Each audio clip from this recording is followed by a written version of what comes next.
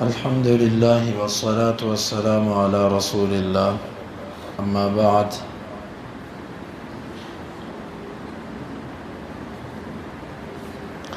باب، امام بخاری کہتے ہیں کہ ہمیں بیان کیا یحییٰ بن بکیر نے، وہ کہتے ہیں ہمیں بیان کیا لیث نے یونس سے، وہ ابن شہاب سے، وہ سعید بن المسیب سے اور ابو سلمہ سے کہ بے شک ابو ہریرہ رضی اللہ عنہ نے کہا سمعت رسول اللہ صلی اللہ علیہ وسلم یقول، وہ کہتے ہیں کہ میں نے اللہ کے نبی صلی اللہ علیہ وسلم کو یہ کہتے ہوئے سنا، قرصت نملۃ نبی من الانبیاء، ایک چیونٹی نے کاٹا نبیوں میں سے کسی ایک نبی کو، فَأَمَرَ بِقَرْيَةِ النَّمْلِ فَأُحْرِقَ، انہوں نے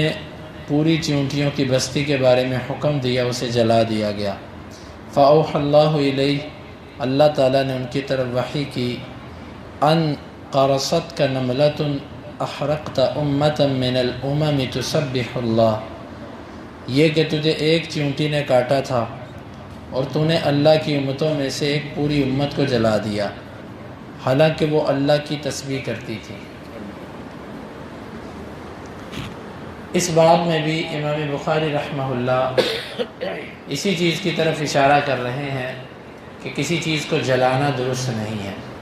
حتیٰ کہ انسان کو جلانا تو دور کی بات، جانوروں میں سے کسی چیز کو جلانا بھی درست نہیں ہے، کیونکہ وَإِن مِّن شَيْءٍ إِلَّا يُسَبِّحُ بِحَمْدِهِ، کوئی بھی چیز ایسی نہیں ہے جو اللہ کی تسبیح نہ کرتی ہو، ہر چیز اللہ کی تسبیح کرتی ہے، حتیٰ کہ درختوں کو جلانے سے بھی منع کیا گیا۔ ہاں، جنگ کی حالت میں جس وقت اس کے بغیر دشمن پر قبضہ پانا ممکن نہ ہو، پھر جلانے کی اجازت ہے، بصورت دیگر درخت جلانا یا اللہ کی کسی مخلوق کو جلانا یہ سب منع ہے۔ تو یہاں پر دو چیزیں بیان کی گئیں، ایک تم نے اللہ کی امتوں میں سے ایک امت کو جلا دیا، اور دوسری چیز یہ بیان کی کہ وہ اللہ کی تسبیح کرتی ہے، یعنی کہ اس میں یہ بات معلوم ہوئی کہ ایک تو اللہ کی امت کو ختم کرنا درست نہیں ہے، جس طرح کہ آپ نے کتوں کو قتل کرنے کا حکم دیا، پھر اس کے بعد آپ نے فرمایا کہ تم صرف اس کتے کو قتل کرو کہ جو سیاہ نقطوں والا ہے، یا کالا کتا یا کاٹنے والا کتا، ان کتوں کے ساتھ آپ نے قتل کے حکم کو خاص کر دیا۔ جو عام حکم دیا تھا ہر کتے کو قتل کرنے کا، اسے آپ نے روک دیا، اور ساتھ آپ نے وجہ یہ بتائی کہ اگر یہ اللہ کی امتوں میں سے امت نہ ہوتی تو پھر میں حکم دیتا ہوں، یعنی کہ وہ اللہ کی امتوں میں سے ایک امت ہے، تو ہر جو مخلوق کی یہ قسم ہے وہ اللہ کی ایک امت ہے بنائی ہوئی، اس کو یوں ختم کرنا، اس کو جلانا یہ درست نہیں ہے۔ اور خاص طور پر ادھر جو اس کی خوبی بیان کی گئی کہ یہ تسبیح کرتے ہیں، اللہ کی تسبیح کرتے ہیں، تو لہٰذا اسی پر بعض اہل علم نے یہ جو انسیکٹ کلر لگتے ہیں دکانوں پر، گھروں میں حشرات کیڑے مکوڑوں کو مارنے کے لیے جو لائٹیں لگائی جاتی ہیں، یہ نیلے سے رنگ کی لائٹیں، اس کے بارے میں بھی علماء کے دو اقوال ہیں۔ کچھ علماء تو اس کو آگ ہی سمجھتے ہیں، وہ کہتے ہیں کہ یہ درست نہیں ہے، یہ جلانا ہے، کیونکہ جس وقت وہ کیڑا مکوڑا اڑ کے اس کی طرف آتا ہے تو اس کے ساتھ لگ کے اس کو کرنٹ لگتا ہے اور وہ مرتا ہے کرنٹ کے ساتھ، جبکہ دوسرے علماء یہ کہتے ہیں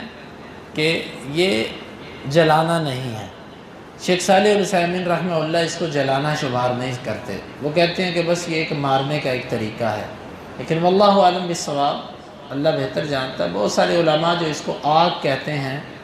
اس پر ذرا دل مطمئن رہتا ہے، کیونکہ یہ جو بجلی ہوتی ہے، کرنٹ ہوتا ہے، یہ بھی آگ ہی کی ایک قسم ہوتی ہے، تو اس سے یوں اس کو فوری طور پہ جھٹکا دے کے مارا جاتا ہے، ایک بڑا عجیب معاملہ ہے۔ اور اسی طرح چیونٹی اگر کسی جگہ پر ہو، اگر تو وہ آپ کو ضرر پہنچاتی ہے تو آپ اس کو وہاں سے نکالنے کا کوئی حل ڈھونڈ سکتے ہیں، بصورت دیگر چیونٹیوں کو مارنا، ان کے اوپر بغیر کسی وجہ کے دوائیاں پھینک دینا، سپرے پھینک دینا، پاؤڈر پھینک دینا، یہ بھی درست نہیں ہے۔ ہاں، اگر آپ کو ضرر ہے اس کا، آپ کی چیزیں اس سے خراب ہو رہی ہیں تو پھر الگ چیز ہے۔ مجبوری کے تحت پھر بہت کچھ کیا جا سکتا ہے۔ مجبوری کے تحت ان چیزوں کو لینے کے لیے، حاصل کرنے کے لیے بعض دفعہ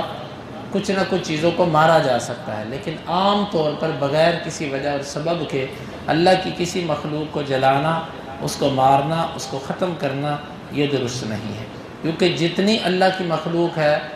وہ سب اللہ کی تسبیح کرتی ہے، لیکن ہم ان کی تسبیح کو نہیں سمجھتے۔ اللہ تعالیٰ سے دعا ہے اللہ تعالیٰ ہمیں ان حدیث کو سمجھنے کی اور ان کے تقاضوں کو پورا کرنے کی توفیق عطا فرمائے۔ اللہم انفعنا بما علمتنا وعلمنا ما ينفعنا وزدنا علما وآخر دعوانا ان الحمد للہ رب العالمین۔ حدیث نمبر 3019۔